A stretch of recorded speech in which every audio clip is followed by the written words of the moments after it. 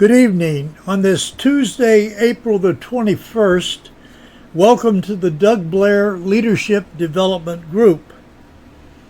This initiative is appointed to introduce you to instructive leadership. This style of leadership encourages a proper example from those engaged in instructive leadership techniques.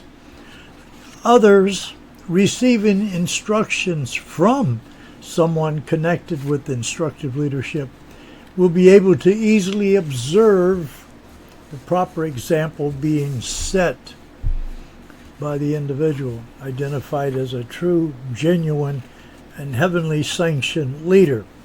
One who can conform to what was expressed, stated, and uttered from the mouth of our Creator of life, who is life and who is also identified as love. That's what we need to see in our world today. Leadership today is really totally out of line and fully responsible for all the hunger, death, wars. It's because of an inadequate leadership. Spiritual and eternal words of life were passed on to us and expressed by our senior partner in life, who is our Creator, for the purpose of transitioning, helping you and me to transition or transform in this transformation process through time and space, where right now we're all involved in this physical stuff, but we use the physical material for reaching our spiritual and eternal goals, and that's why we're in the Physical Academy of Life.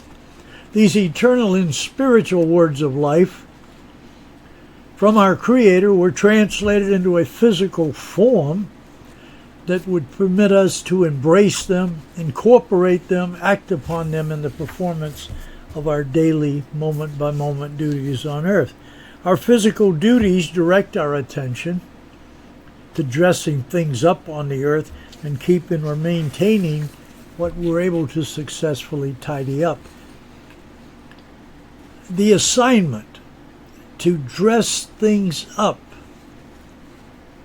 also applies to cleaning up our own act by gaining full control over that part of us that is nasty, that part of the nature that is animalistic, and we strive, and we will be successful, in bringing that part, the undesirable traits, under control and bringing our conduct and behavior into conformity with the will of heaven.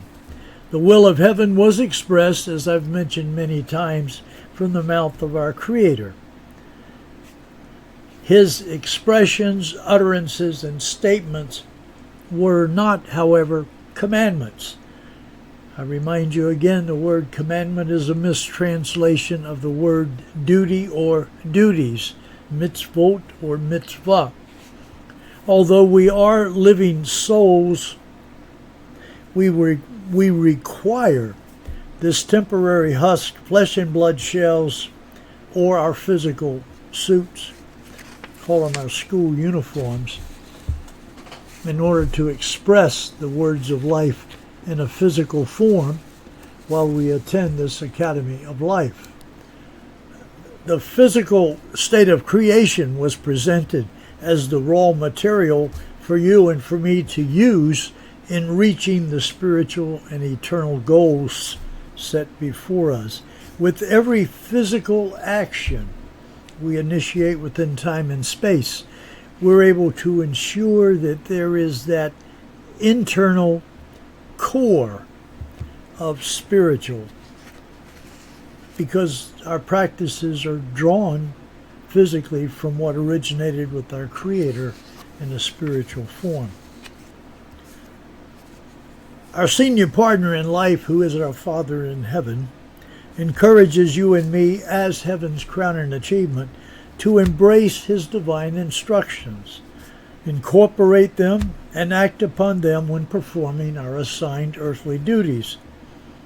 These divine instructions are chock full of eternal and spiritual energy that's designed to perpetuate life And with the use of the eternal and spiritual energy in our arena, we can do the very same.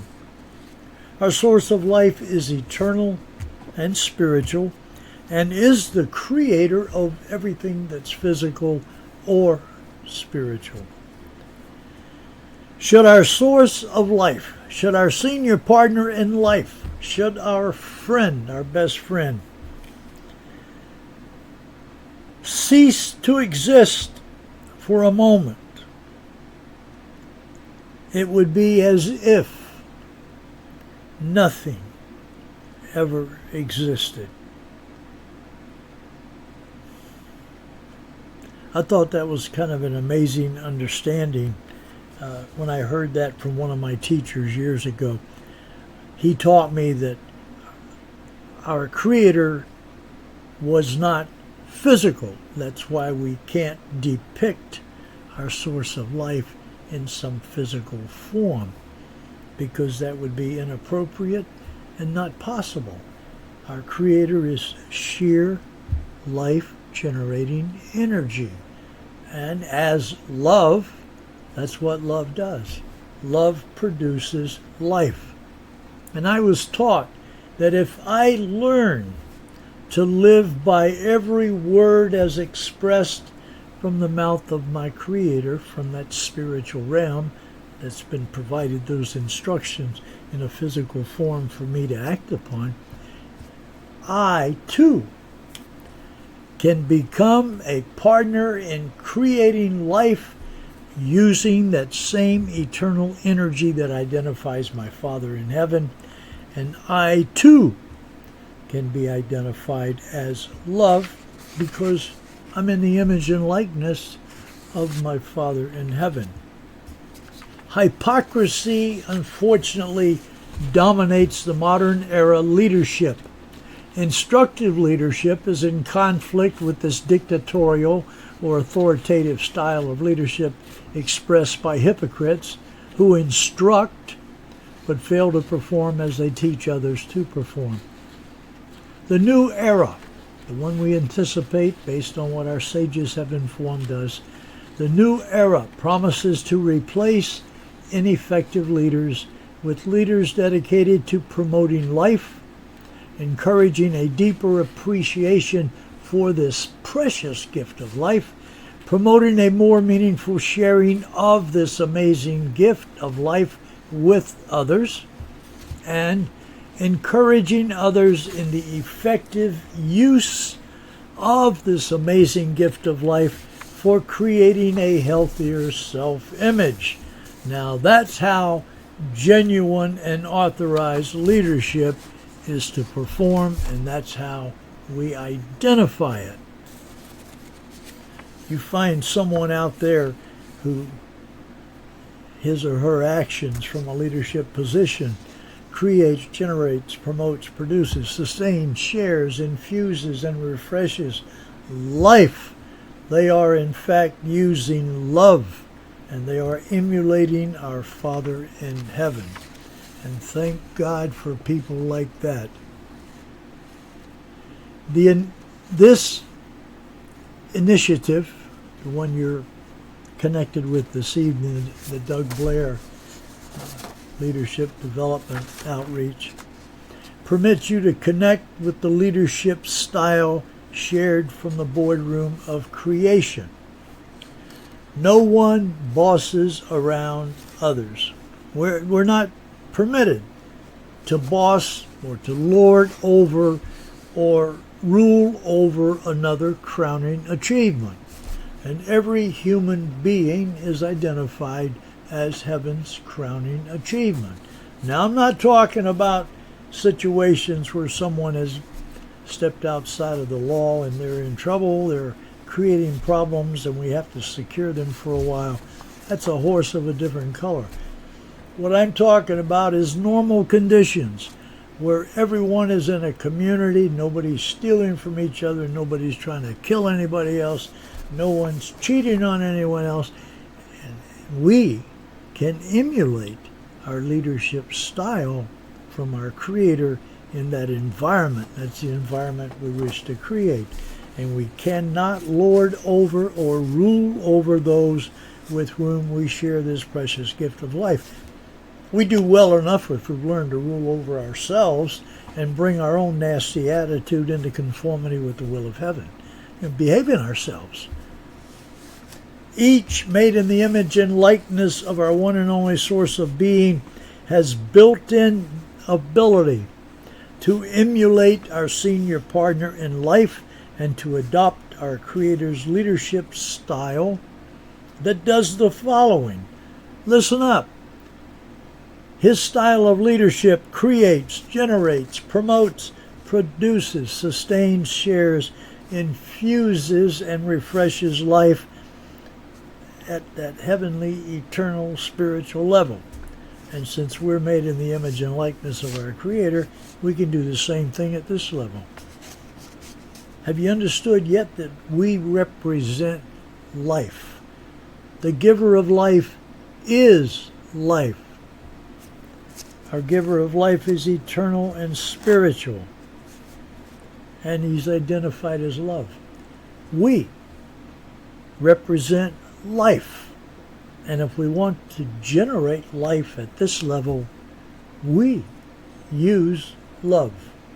More about that in future presentations. Since we're heaven's crowning achievement, we get to choose the path suggested by our Creator. He doesn't force anything upon us. As we mature in life, we learn to respect what is expressed from the mouth of our Father in heaven, and hopefully we'll become willing to embrace the utterances, statements, and expressions and embrace them as personal commandments because we choose to do so, and not because someone's going to whip up on us, fill us full of a great deal of fear, anxiety, and guilt-related things to force it upon us. How do you force something upon someone who is a free moral agent? We get to choose. We get to decide.